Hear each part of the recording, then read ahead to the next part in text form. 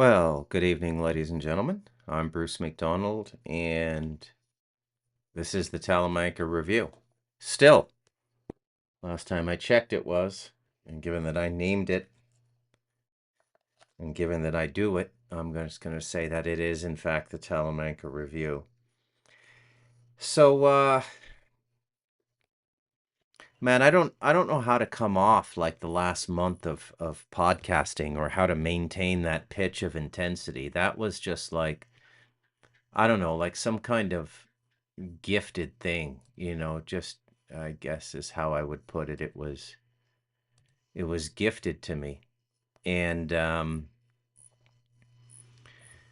so I'm just going to work myself back into podcasting. I want to start by saying to everybody who comments, whether you comment, send me a message through the Substack or directly by email or Facebook Messenger or any other way people can contact me. I really enjoy getting the messages, and I'm very grateful to be a witness to some of the things that have been going on as a result of listening to the Talamanca Review. And I think a number of people have taken up the practice of meditation, um, which is really good. I think I honestly believe we're at a stage of the game where the only thing that can really change the outcome is a consciousness shift. And you know, and that's another thing that I don't like about this new age movement and all these people.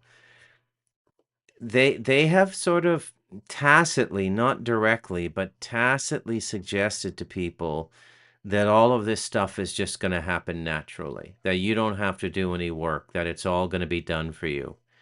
That basically the creator and the creation are a welfare institute for consciousness growth, and there's no effort needed.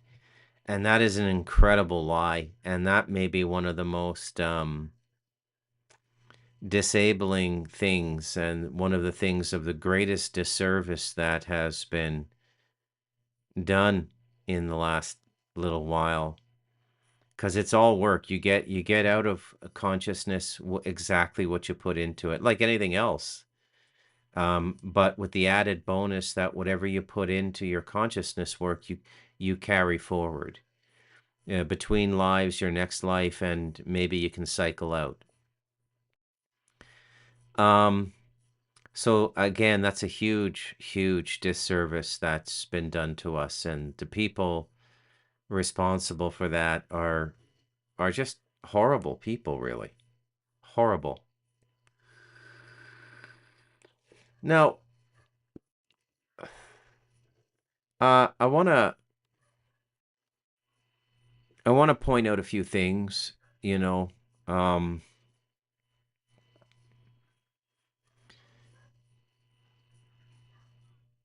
tying off what I did last night, the three forms of consciousness. Transcendent consciousness is the one that is least engaged with the human personality or the human ego. And so the transcendent consciousness is one in which when you come into the space of somebody who can exhibit transcendent consciousness, you will have anomalous experiences in your life. And it doesn't matter the geographical distance between the people. Okay? So, for example, if you were to start corresponding with a yogi who somehow had a Wi-Fi connection and a computer, or if you started corresponding with a highly evolved Tibetan in Dharmasala in India, you would start to see little things happening in your life. They'd be very, very noticeable. And the tendency among us as human beings is to attribute it to the person. And a lot of gurus have exploited this, okay? A lot of gurus have exploited this. Um, Osho comes to mind, Bhagwan Sri Rajneesh, that orgy up in Oregon, the Oregon orgy. Um, People who knew him, intelligent people, like successful people, capable people in the United States, lawyers and doctors who followed him, they didn't really even, they never turned on him, which I found very interesting. And so they were getting something from the Bhagwan. He definitely was high consciousness, but at the level of spoken word, he in a sense, he denounced the guru system. But at the level of lifestyle, he embraced it fully. Um, so the transcendent consciousness it'll begin to reveal itself to you when you're in the field, in the consciousness field, or in the attention field of a person who can exhibit transcendent consciousness. Okay? Now, remember what I said yesterday, that transcendent consciousness is beyond chemical consciousness. Um, Chemical consciousness is very consistent for the most part. Not 100%, but 99%. 99 out of 100 people who do ayahuasca will have a very similar experience. 99 out of 100 people who do the other medicines, whether it be the toad or ibogaine or psilocybins, the mushrooms, they will have a similar experience. Okay? So the chemical is very consistent.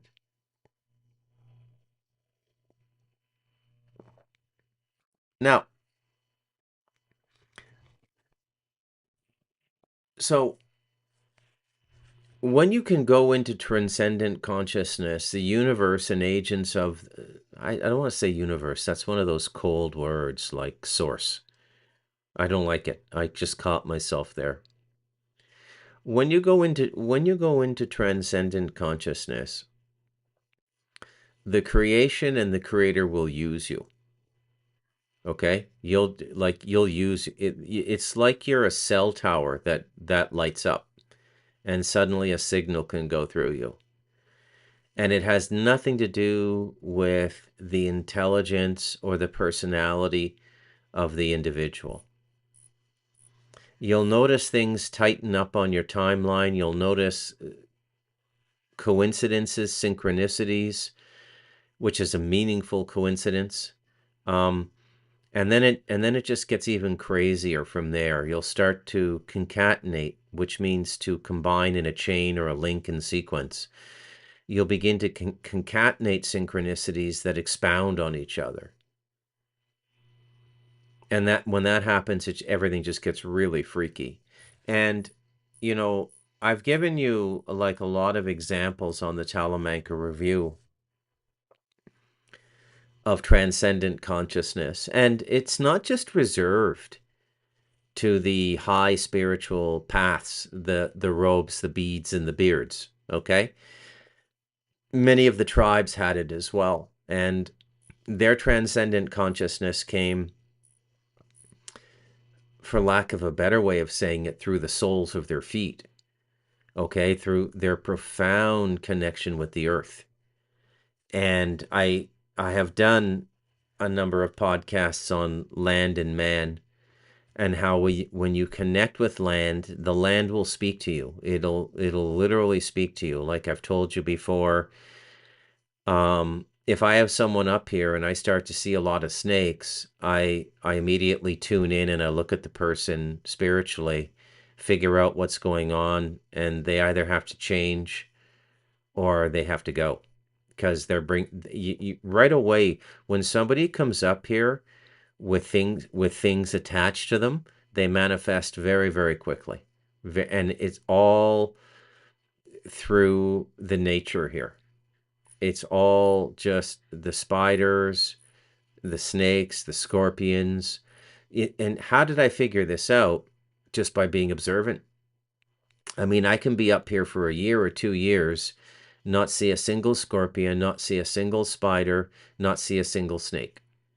And then one other person comes up here, and then in 1 week I'll see 3 snakes and 2 spiders. And that's the land telling me. So the see, everything is animated by spirit, and spirit is the life-giving force. So, I always have to go back to the language because it really confuses people, and that's been done deliberately as well. Okay, it's been done so deliberately. There are some beautiful spiritual lexicons, but none of them in English. The Tibetans have beautiful spiritual lexicon. The Indians do, but it's in one of their ancient languages, Sanskrit, which is like the Indian Greek, one of their ancient languages. And they have a lot of language for what I'm trying to explain in contemporary plain English. But the land will speak to you. It will tell you what's going on. Yes, I am back in the back bedroom. All the guests are gone, and I just wanted to podcast from here tonight. I'm spending I don't know what it is, man, about men and small primitive spaces like garages, basements, and my bodega slash office. My wife thinks I've just gone nuts because we have these 2 beautiful homes and like 4 or 5 really beautiful, spacious rooms I can do my work in. They all have chairs and desks and computers. And I'm spending all my time in this little 150 square foot bodega. And she's like, "What's up with you?" I said, "I don't know. I just love it in here, man. I feel like a badger in its hole." Um, so that's kind of cool. Um, so the land will speak to you because the land is animated, and the creatures, nature is animated by spirits, and those spirits, the elementals, and some of them are under the influence of human beings, magicians, and sorcerers. They should be left to do what it is that they do and be left alone. But human beings, being human beings, we do what we do, right? Not me, but other people as they're going through their lessons and they're learning things. Um, so you have spirits, and then you have a spirit. And a spirit is a non-physical individuated being that once had a body and had the consciousness of a human being. You can call it a ghost, but we often say a spirit. A spirit is haunting the house or whatever. And so that gets confused with the word spirit proper, which is, I mean, you could say Holy Spirit, but then you're falling into the Abrahamic lexicon. And I don't want to do that.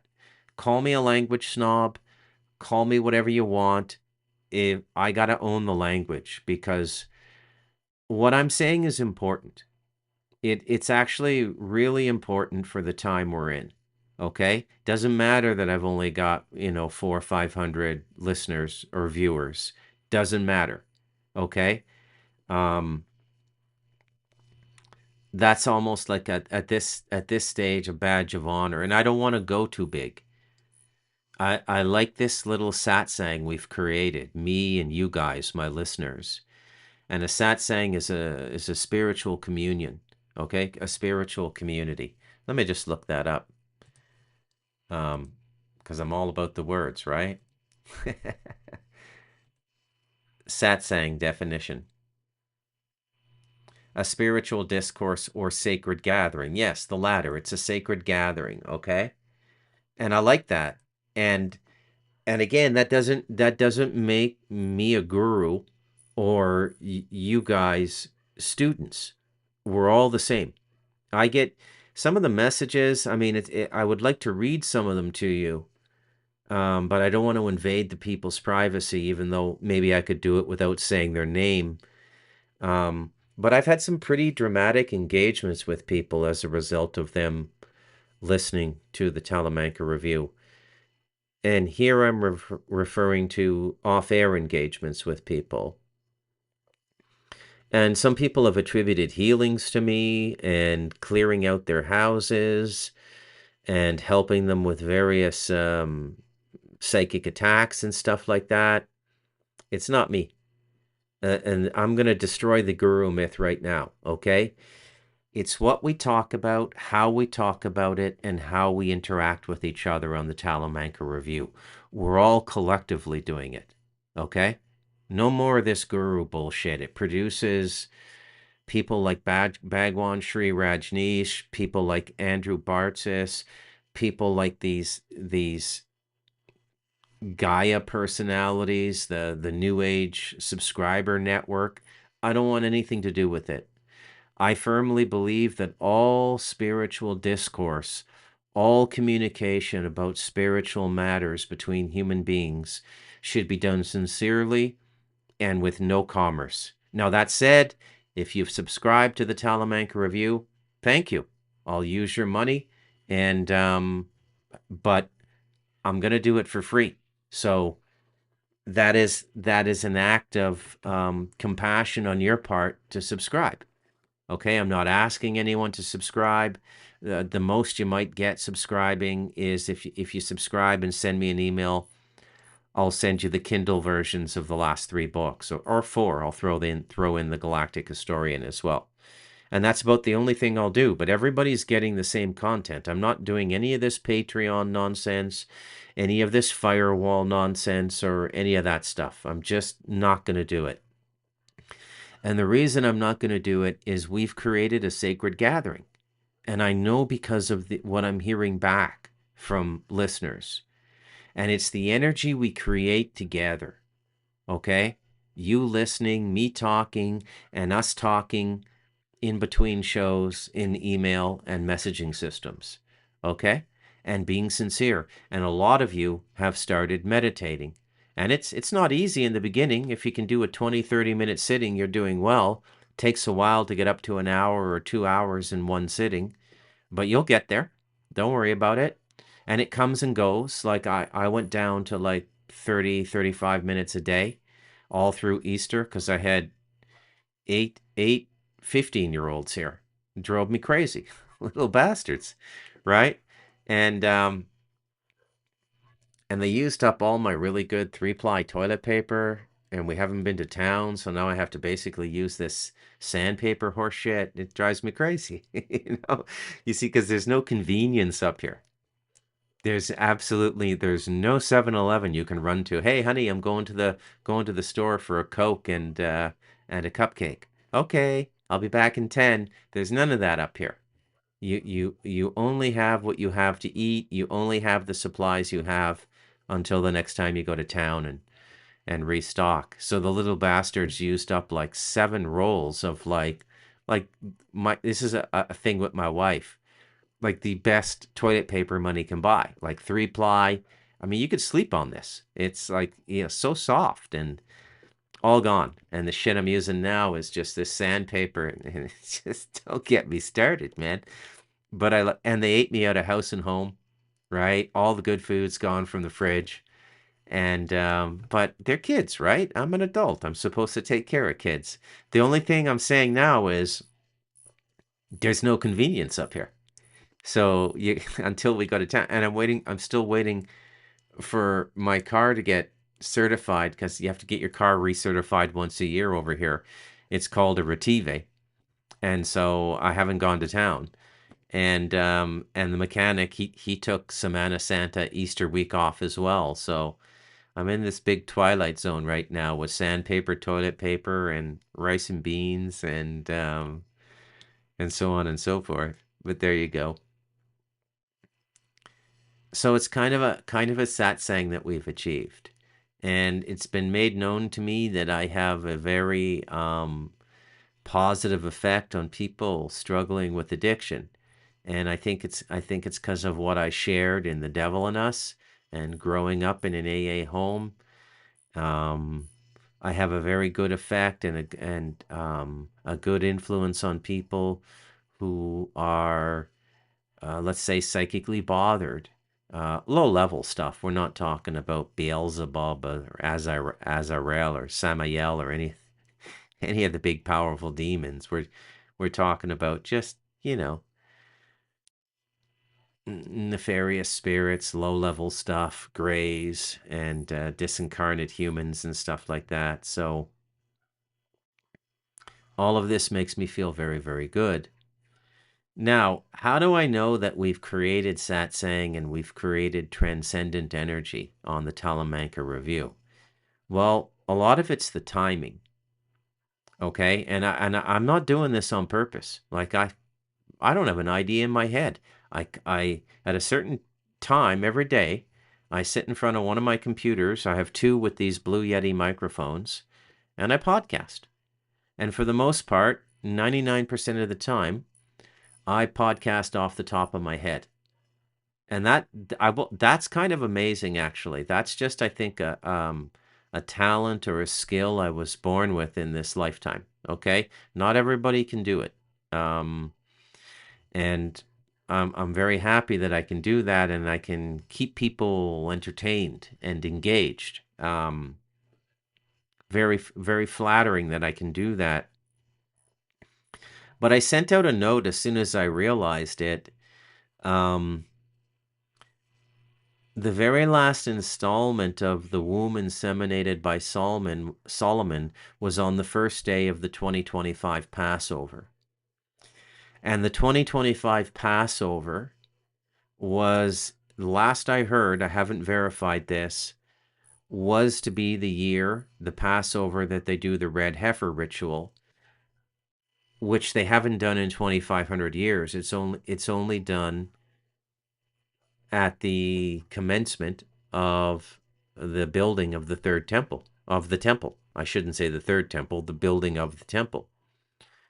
And I described that ritual to you, I think, in one of the installments of The Womb Inseminated by Solomon.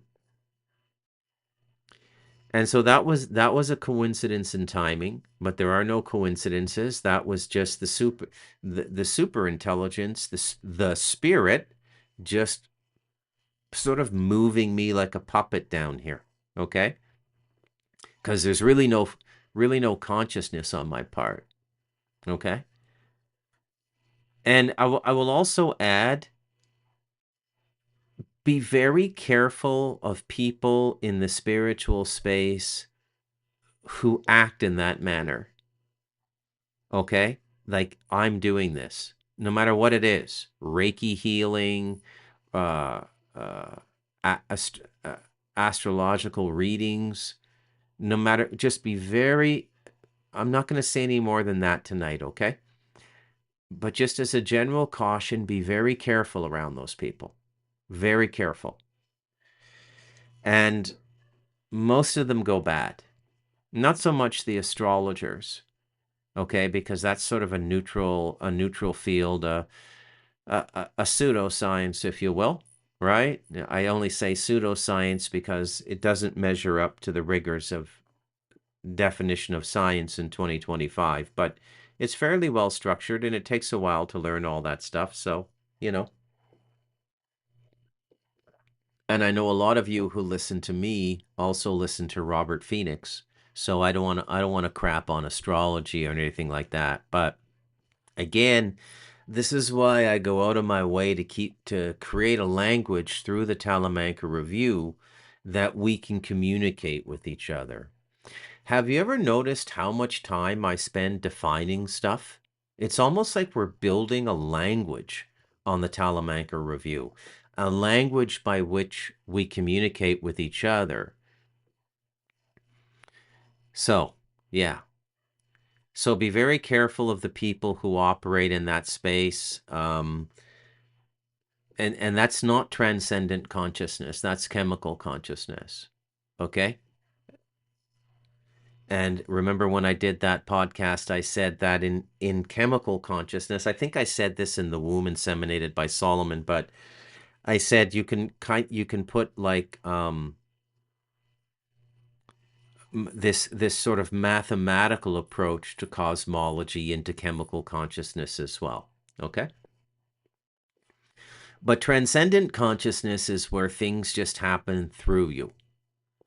And you're not really as a personality participating in it. It's happening in a kind of a miraculous way. right? Like, and when you go back, Christ is an incredible example of transcendent consciousness. Okay, I'd say maybe minus the healings, but we don't know a lot about those healings. He could have been using um, various forms to heal those people. I don't know. Okay, he could. It's a mystery. But and then he himself followed the rules of transcendent consciousness and told the truth. And he said, "Look, I did, thank." They people would say, "Thank you for healing me." He'd say, "I didn't heal you.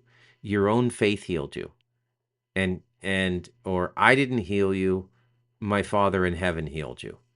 He never ever ever got himself in the middle of these transactions as a personality or an ego. And that is the hallmark of transcendent consciousness. Okay? So, getting back to how transcendent consciousness has snuck into the Talamanca Review, a lot of things happened this Passover. Okay, so I mean, uh, the red cows have probably been slaughtered. Um, the Pope passed away, and Klaus Schwab stepped down from the WEF. That's a lot of things to happen, okay? That is a lot of things to happen in a relatively short period of time. And they all come on the heels of the 5-part series, The Womb Inseminated by Solomon. And that 5-parter you should watch a few times because there's a lot in there. There's just absolutely a lot in there. Now, when you achieve transcendent consciousness, you don't have to occupy it all the time. But another thing that the classical teachings don't articulate really clearly is consciousness is a little bit like summiting a mountain. Like when you summit Everest, you don't live up there the rest of your life. You come back down. Okay?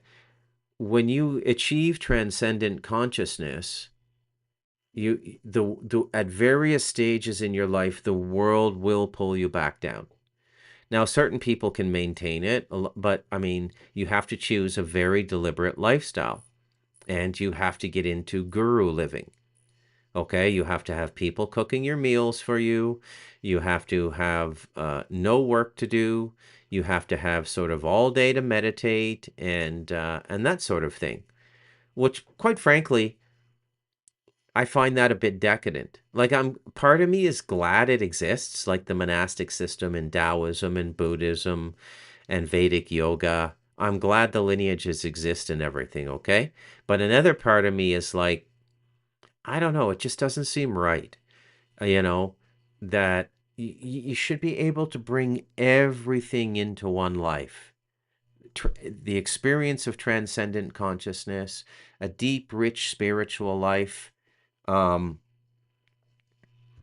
Whack job 15-year-olds who use up all your 3-ply toilet paper and eat all your mozzarella cheese, and a wife, and a couple dogs, and 6 cats, and a job, right? But you just make the accommodation to make everything work, right? I certainly wouldn't be able to meditate as much as I do if I worked 40 or 50 hours a week. I might work 30, 40 hours a month, right? Um, if I'm not working on a book or something like that. But I think you should be able to put it all into one life, right? I should have the best of life and a fully human life. You should do everything. You should raise a child or children. You should get married. Okay. So now, with that said, it's a very long intro. I'm almost 30 minutes in, and I've just been really long-winded. What I really wanted to talk about tonight is how I see this plan working out. And I want to touch on some of the things that Santo and I talked about. I am, it's been made known to me that I might have sounded a bit cynical on that show. Um, you know, di- disputing Cliff's vision of the future, where we go through a rough patch and then we get 0 point energy, and it's possible that could happen. Okay, it is possible, but we really have to contribute to it. It's not like I said. We have through the last century, from 1925 to 2025, we have been completely conditioned to transactional living, which means I spend some money, I get something. And this has even crept into the spiritual world. It's a huge business over here. I mean, some of the shit that goes on here in Costa Rica is just so freaky. Okay, and it's just, I'm looking at these people, and on the one hand, I'm going, that's kind of good what you're doing for people, but they have to commercialize everything. There's women over here who run sacred feminine retreats for wounded women, and I've seen I don't know them personally. I just know them through social media, and you know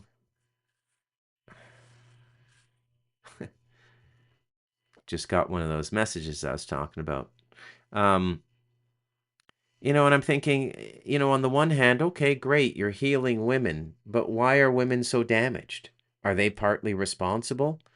And, after looking at some of this person's material, it's really no men allowed, so it's this like female sacred space, and all of these hippie chicks probably smoking weed all day and pretending to meditate and do yoga, and I don't know what her prices are, but she's probably charging like 1,500, 2,400 for a 7-9 day retreat, where you basically just go camp on her farm and build a fire every night and bitch. And there's all kinds of yoga retreats here. I mean, um, and look, I don't know if that's yoga, man. I mean, you look at some of those yogis from India, the men in the loincloths who are like fasting 6 out of 7 days a week, and they're like 90 pounds, and they can twist themselves up like a pretzel. And then you look at the people doing yoga over here, and they all look like they work for a porn company when they're not doing yoga. And I don't mean to sound offensive when I say that, but the way they dress when they do their yoga and everything, you know, does my ass look good in these yoga pants? And everything has been commercialized now. And the traditional religions have taught the savior complex, which is really bad. Okay, and I've stayed away from this topic. I don't want to alienate anybody. Believe it or not, I also have a number of listeners who are Christian, and they like the show, and because I have been very kind to the Gospels and the Christ. Um, but this idea that somebody else is going to save you, that is pure poison, man. If you're waiting for the Jesus to make everything all right for you, you're in serious trouble. Okay? That doesn't mean it's not a bad idea to call on the Christ. The Christ is very good to call on when you're under severe attack. Okay? Because he still is here. Okay? And that sort of spiritual warriorship, and pushing back demonic forces is sort of his specialty. Okay? And so there's nothing wrong with calling on an invisible master when you need help, but waiting for somebody to save you, there's something really wrong with that. Okay? So let's look where we're at now. Um, I'm going to make the WEF is not done. I will point out that there will be another pope appointed, and there were a whole bunch of people saying that Francis was going to be the last pope, and there was some monk in the 1100s who had a prophetic ability, a kind of ability to read the Akashic records and see the future.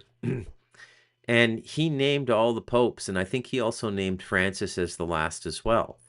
But there'll be another pope. They're going to have a conclave very soon. There'll be a pope within a week. So Francis was not the last pope. So all those end of the world prophecies were wrong. Okay. This next one will be a doozy. Francis was probably one of the worst popes ever. Like, just horrible, in my opinion, horrible human being. A communist from Argentina. The Pope is I think the Pope is the most powerful earthly figure in terms of the visible society. He holds all the contracts. Okay, it begins with when they print your feet when you're born. That all goes to the Vatican. It's really kind of creepy when you get into what the Vatican is. Okay, really creepy. But and the new head of the WEF is this super creepy dude, most famous to all of us for saying that water is not a basic human right, and the former head of Nestle, the bottled water company, right? And just super creep, one of the Euro trash super creep, worse than Klaus Schwab. So we're not out of the woods yet, but it is interesting that on this Passover we would have Francis die, and we would have Klaus Schwab step down. But I mean, Schwab's in his 80s now, his early 80s. You can't sort of keep all that up, right?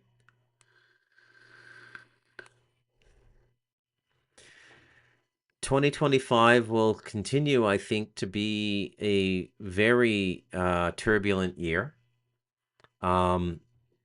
I mean, we've been sort of predicting a currency crash for some time, but really, when you look at what's going on now, it happened. It already happened. I mean, it could get worse, but I don't think so. Not much. Because at the end of the day, the interconnectivity of the system is such that nobody really wants to see their enemy fall over completely, because how is China going to make money if Americans aren't buying their stuff, right?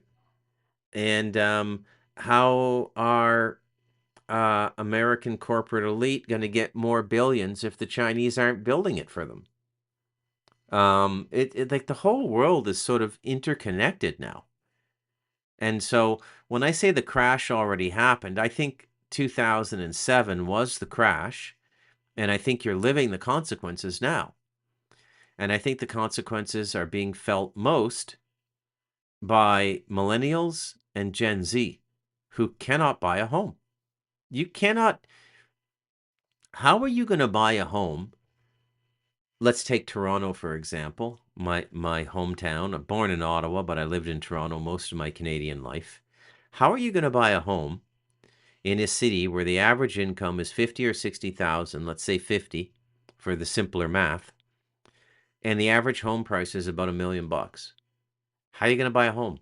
You cannot buy a home when the cost of the home is 20 times your annual income. You can't possibly. You would have difficulty servicing just the principal in a 20-year mortgage, let alone the interest. Begging the question, what are they who's buying the homes? If the next generation of Canadians cannot buy the homes, who's buying the homes? Well, I don't know. I know in America, a lot of the homes are being bought up by BlackRock and big property management companies. These big property management companies are going right into trailer parks now and making the life of people who had lived comfortably in trailer parks a living hell now. by raising lot fees and bringing that sort of Wall Street mentality to trailer parks. How could we profit if we bought 100 trailer parks across America? There are literally companies doing that now. Okay? So I don't know. I think the crash already happened. And I think that unless you live in a situation where you don't have monthly expenses other than food and a few other things like your internet, like live the way I live, you're going to have a real hard time, man. Like, how are you going to live? How are you going to pay rent? And how long can they sustain this? Okay? And why are they bringing in so many people to Canada and the United States? Is it to how are the kinds of people they're bringing into Canada, mainly poor Indians?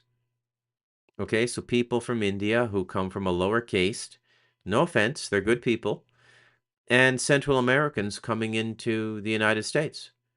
How are they going to buy homes? Where are they going to get the money to buy homes? Jorge, your gardener, is going to buy a $700,000 home? It's not going to happen. So it begs the question, how is the economy even functioning anymore? Okay? And you would think that the government would see this as a crisis because the government gets taxes on every transaction. There's all kinds of taxes involved in a home sale. There's all kinds of taxes involved in a lease for a condominium.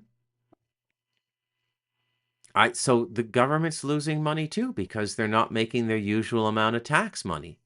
So the more I study this situation, the whole thing just seems to be in some kind of weird limbo, as though time is frozen, but it hasn't frozen. Today is today, tomorrow will be tomorrow, and nothing's really changed in terms of the flow of time. But the dynamism from the economic perspective of our societies, it seems to have frozen. It's very weird. There's no real industry that's really runaway now. We keep hearing the same rumors, of artificial general intelligence and artificial superintelligence, which I can almost guarantee you it already exists, and it's existed for a few decades, because there's nothing that happens in the public space that is not already run through a bunch of testing in a private space like DARPA or one of those military or intelligence think tanks. Take, for example, the internet. They had an early version of the internet in World War II using telephone lines. We don't get it in our homes till about 1997, right? So that's like 50 years later, 47 to 97, right? And the more you study this stuff, you see it all over the place. The disparity between, what they have and what they release to the public. And that 50-year differential is the control lead that governments require. They have to be that far ahead of their general population. And so if the general population is dealing with Gemini and DeepSeek and Perplexity and ChatGPT now, the freely available artificial intelligences, you can be fairly well certain that those artificial intelligences have been around for 30, 40, 50 years. Okay? And then what happens is they get kicked out or the seed form gets kicked out to the private sector, to some companies, and they do this all the time. I don't think Steve Jobs is a natural organic occurrence.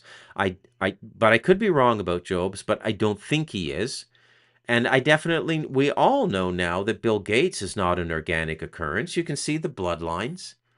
And that's another thing now, too, is this bloodline stuff is becoming more and more and more apparent. Okay? Again, I give the example of like Mark Carney in Canada, being the godfather to the child of Justin Trudeau's finance minister, Chrystia Freeland. And Mark Carney, his family is related to the Kempers, which was the family that Margaret Trudeau, Justin Trudeau's mother, married into when she divorced his father, Pierre Trudeau. And it's just like these people have been picnicking together for 40, 50 years. And now they're all just sort of quietly running things together. Don't make no sense. And by the way, the whole bloodline thing is the apex of chemical consciousness. Bloodlines are the apex of chemical consciousness and magical consciousness, which is chemical consciousness. Okay? Nothing transcendent about it. So, and the only way we can fry their circuitry is to go transcendent. Not all of us, but you got to get up to like 5, 6%, 7% of the human population. And then it fries the magical circuitries, because transcendent consciousness will wipe out magical culture, because magical culture is an abomination, and transcendent consciousness lets the flow of the creator and the unified spirit, the life-giving force, come more freely into our societies. But I don't know if that's going to happen. I don't know how that could happen given the way we live now. Okay? And this is why these societies were so tightly structured. It's done deliberately, so you don't have time to grow as a human being. Do you think it's a coincidence that it takes exactly the exact amount of time you get in a career, about 25 years, to pay off a mortgage? You know, just look at mortgage. Morte is death in Latin, and gage is gauge, the death gauge. That's what a mortgage is, right? 25 years is the time you get in Canada, anyways, for first-degree murder. 25 years without parole. We call 25 years a life sentence in Canada. Okay? Same amount of time it takes to pay off a mortgage. They don't want people living like me. That's a lot, and that's why the Talamanca Review is so good, because I have enough spare time to practice the art of transcendent consciousness and allow this energy into my life, and allow these podcasts to come out, and which make me look like I'm shooting bullseyes blindfolded. And I'm not. It's something else is doing it, right? I can't take credit for it. It's why we have this satsang energy. It's why we have this beautiful energy in the Talamanca Review. I couldn't do this if I was working 40, 50 hours a week. I mean, when you get into a 40, 50 hour a week job, making 150, 160K a year, man, your first 3 hours when you get home are just unwinding, de-stressing. Okay? Because it just sucks all the energy out of you. And it's another thing too. All the work in our society now is meaningless. You know? It's just meaningless. It's like not connected to anything human. And if it is connected to anything human, like psychological or physical health, it's governed by such odious regulations that you can't really heal the people. And like my friend, the Filipina nurse in Toronto, you come to realize to keep your job, you have to kill people. I mean, how's that for stress? Okay? So something has to give. We just simply cannot keep living this way. But for the life of me, at least tonight, I cannot see the breaking point right now. I cannot see what's going to break it. You know?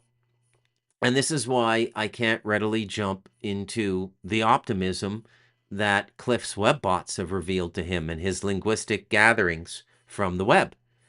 You know, I want to believe it. In my heart, I want to believe it, but I can't see it right now. How do you get from here to there without a calamity?